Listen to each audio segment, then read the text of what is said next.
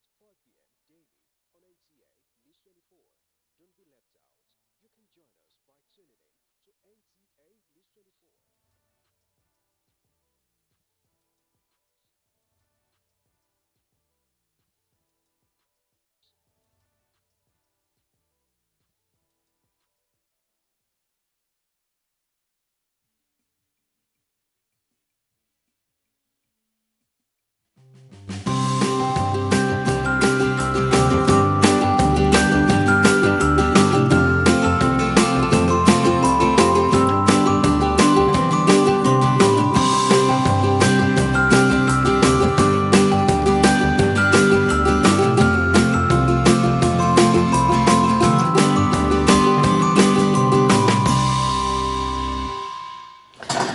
For some years now, Nigeria has continued to be popular for the wrong reasons in the global sanitation rating. The giant of Africa is still officially the second country in the whole world after India, where open defecation is still being practiced. The latest WASH National Outcome Routine Mapping, WASH Norm Survey shows that about 48 million people in Nigeria are still practicing open defecation. This continues to have social and economic consequences, with millions of children under 5 dying of water and sanitation related issues, especially diarrhea, annually. However, government of the day in November 2018 demonstrated the political will at the highest level and declared a state of emergency on the water, sanitation and hygiene WASH sector. That was followed by the launch of national sanitation campaign tagged Clean Nigeria, Use the Toilet, targeting to end open defecation by 2025, 5 years ahead of the 2030 SDGs target. Although Nigeria has hit 100 in the number of local government areas that is open defecation free, while Jigawa is the only state certified open defecation free, yet there seems to be a far journey ahead with 674 local government areas to clean up. So, how has it been with the Clean Nigeria campaign, and what has been the responses and commitments of other stakeholders in this drive? That's our major focus on the show tonight. Welcome to Nigeria Today on NTA News 24. I am Lydia Odijochi. You're welcome to the program.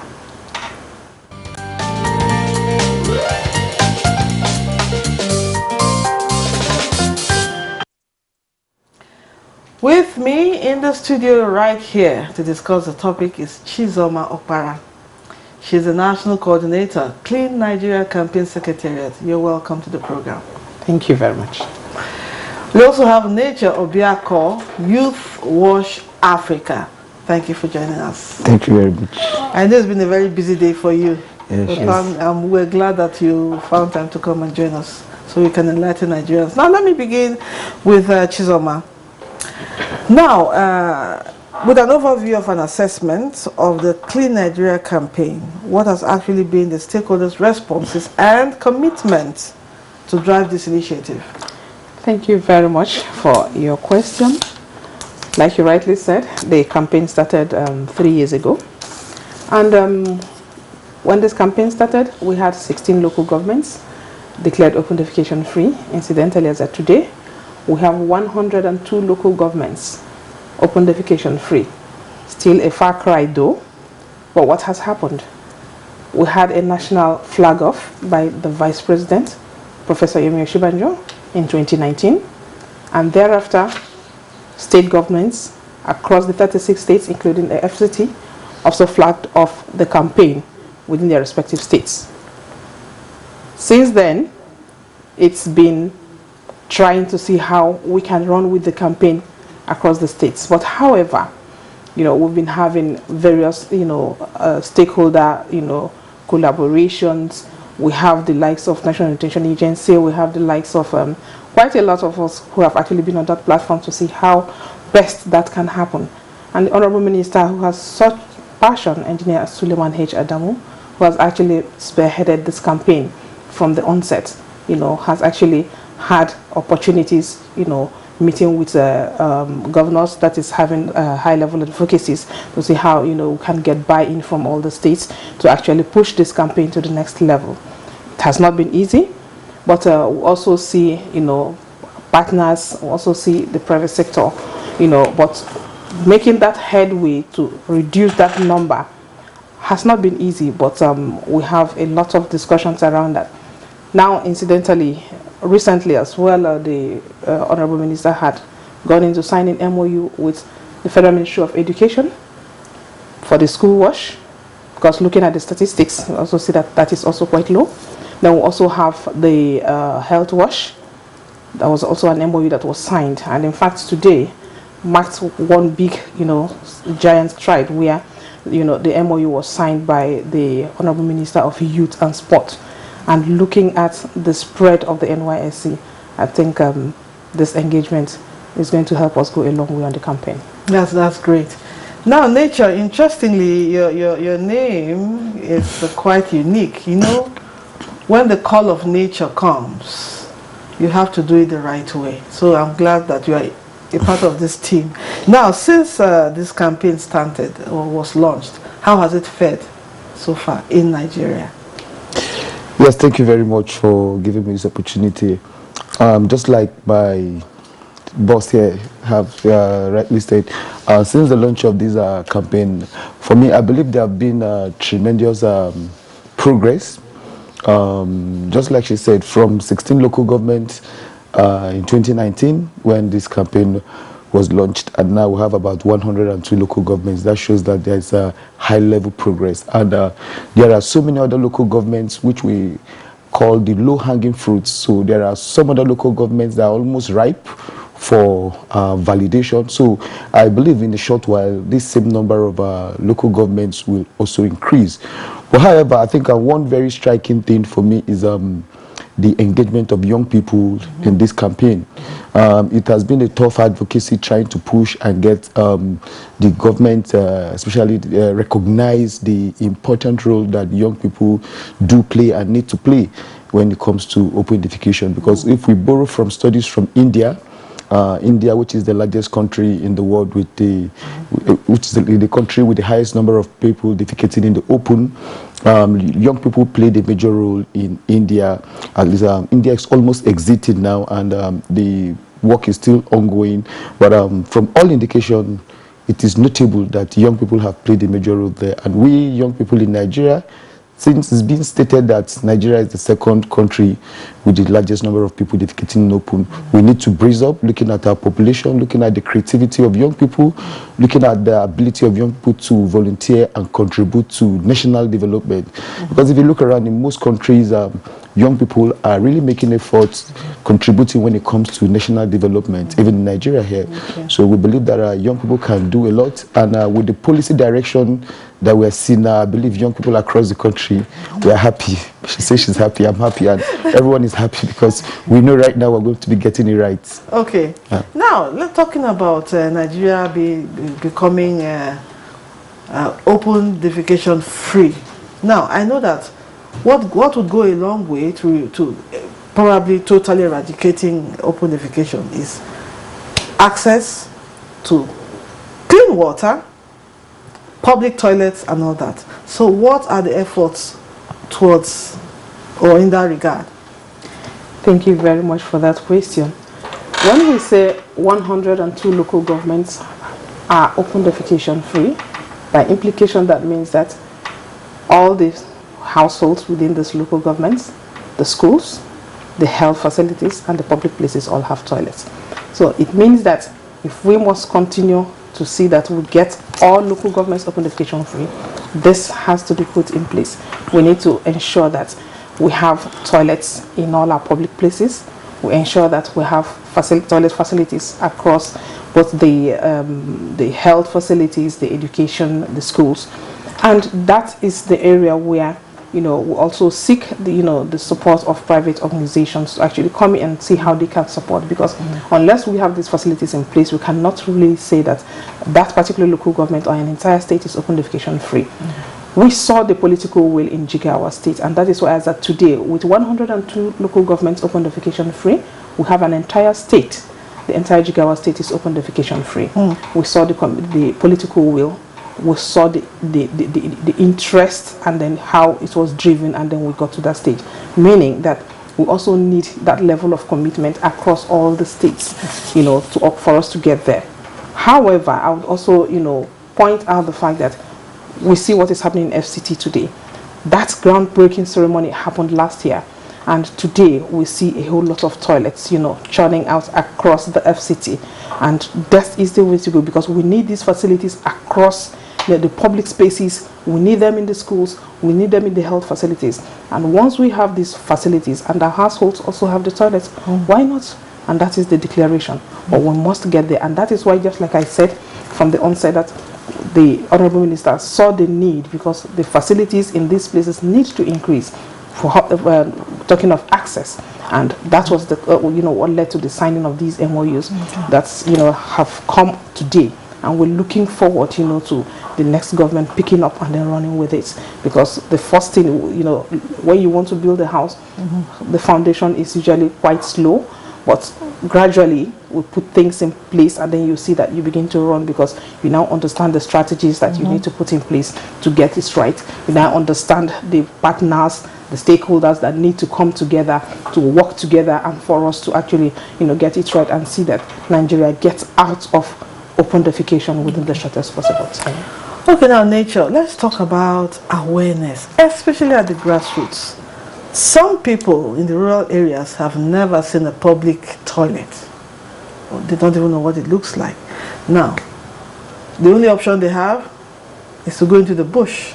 Now, what is being done in that regard for awareness, enough awareness in our languages, for those who do not understand English? What's been done in that direction? Thank you very much.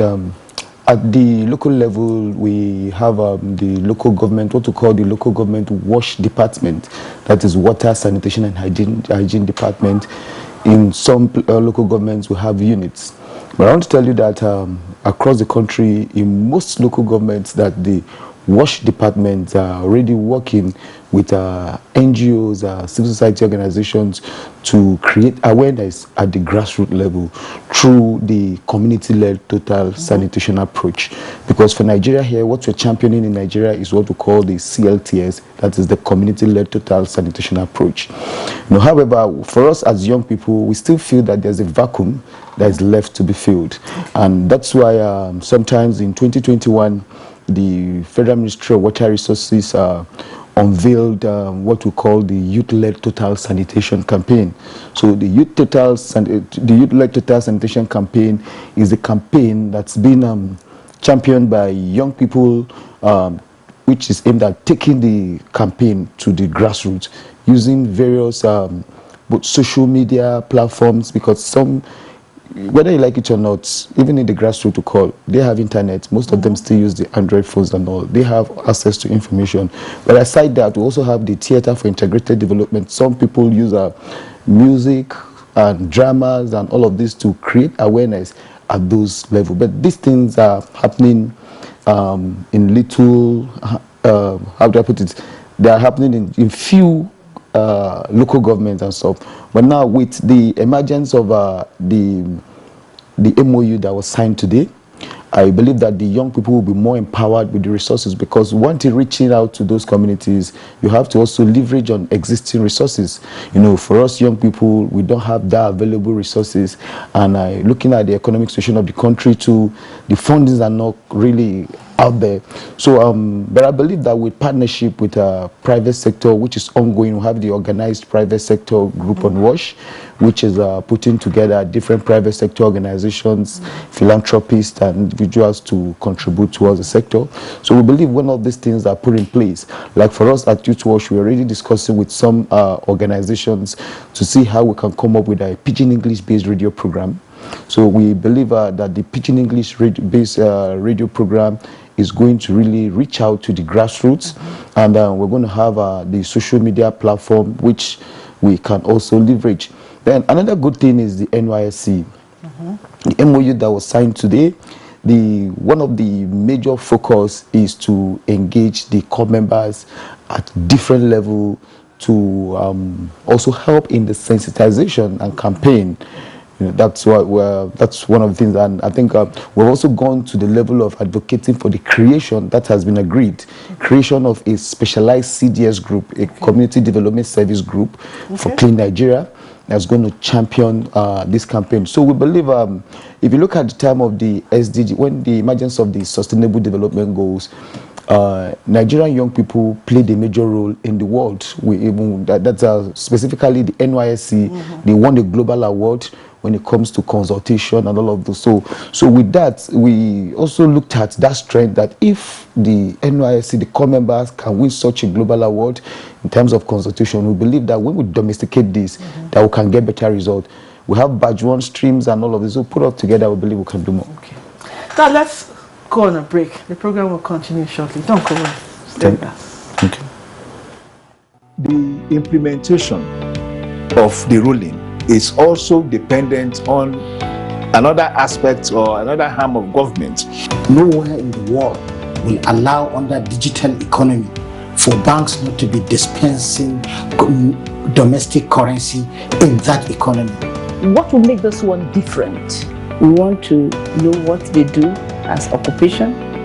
All of these are attributes that are questions have been designed to investigate. In a few days to come, you see that we are all around their own crannies and everywhere in Nigeria, telling people to cooperate. Welcome to Nigeria Today.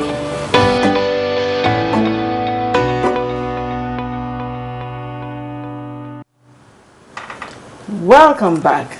Good to know you're still there. The program is still Nigeria Today, and I'm still with my guest, Chizoma Okpara, National Coordinator, Clean Nigeria Campaign, and Nature Obiako, Youth Wash Africa. Our conversation is on youths and Clean Nigeria Campaign.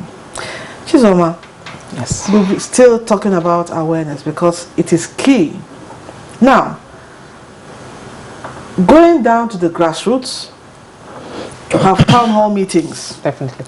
Town hall meetings, very, very, very important. Now, looking at the 774 local governments, aside those who have been certified open defecation free, they still need to continue Sustainability. Yes, sustainability. Now, do you have enough personnel to drive this point? Okay, thank you very much. In fact, I'm happy he has come from the angle of the young people. But just to say that the approach that is being used, which is the community-driven approach, which he has actually mentioned, working with that across the country, what we have done over the years is build capacities across, the states to see how they can actually take this down to the grassroots. And the campaign is beyond, of course, implementation. We are looking at the behavioral change. It's a behavioral change campaign where you see that people, you also see that people, some even have the toilets, but that habit of going into the bush is always there. So it means that it is an attitudinal change that needs to be changed. So we're also looking, of course, putting in a lot to see that the behavioral change campaign moves out there, the different languages, just like you mentioned. As I speak to you now, we have a 6 months radio program that is already running across the 36 states, including the FCT, where the jingles are being aired in different language, the 5 communication languages.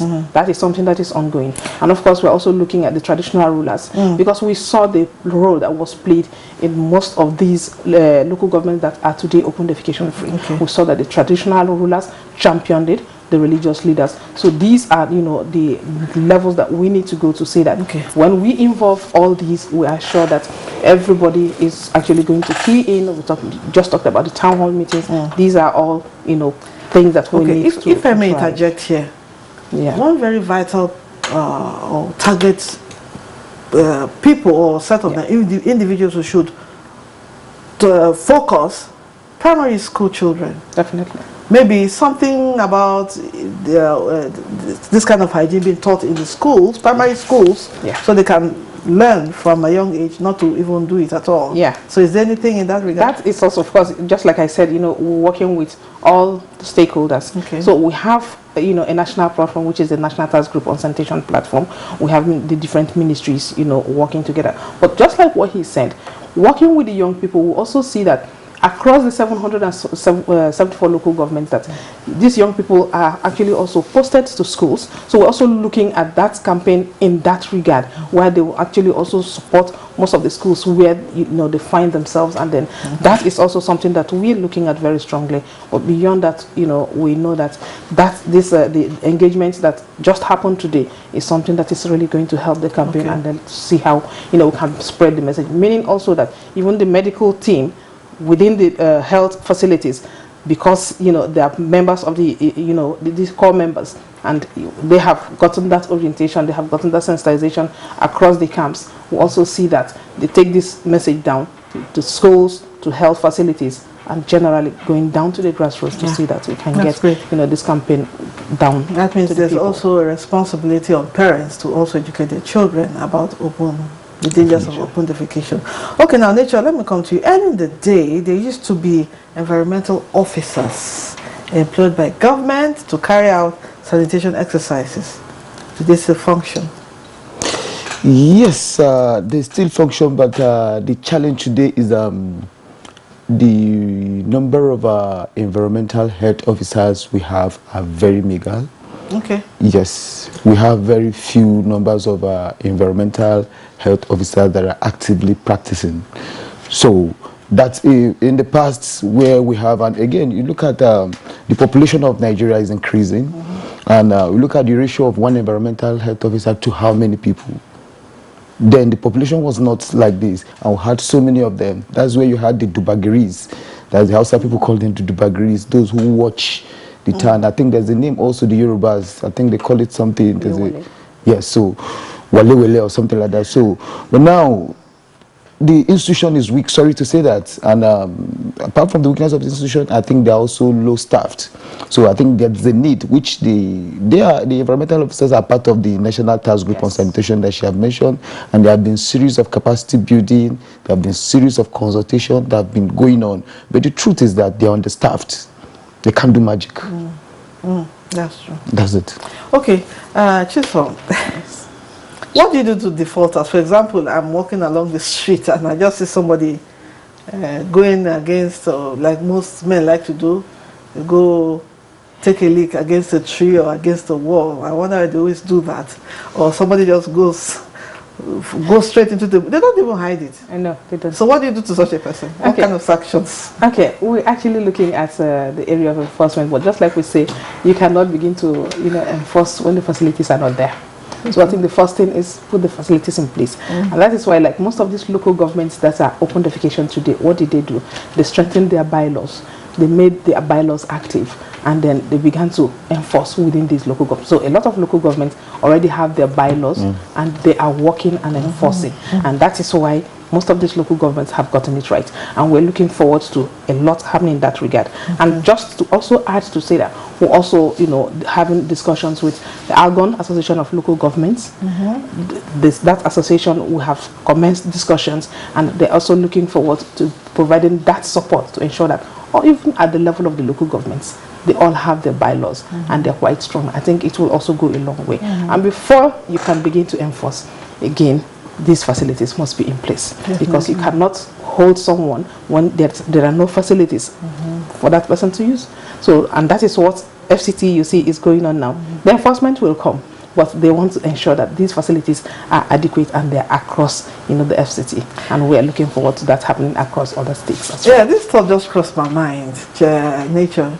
Is there some kind of motivation for, or something to encourage communities across Nigeria to practice this kind of habit? Some kind of, what motivates them? Is there any reward at the end of the day? Okay, this community is open defecation free. What do you do? Okay, yes, there are some form of reward, but they don't come in like cash or thereabout. Okay. Some communities that are open defecation free already, they have an opportunity of other development partners intervening in their community.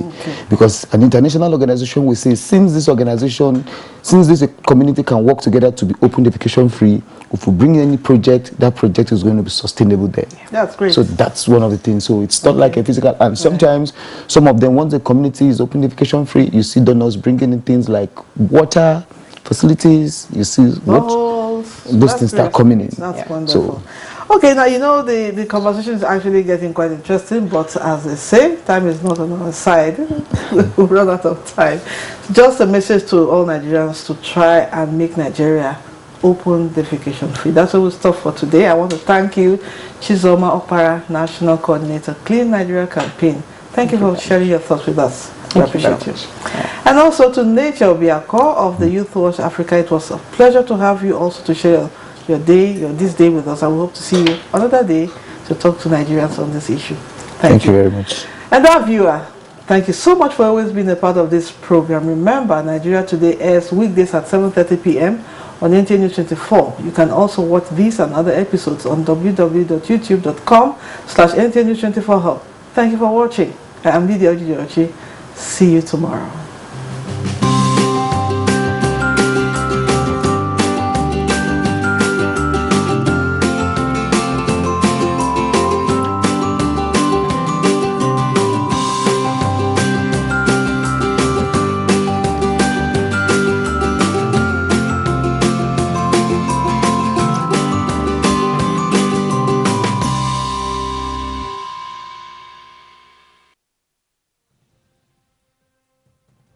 We set standards based on current broadcast realities while consolidating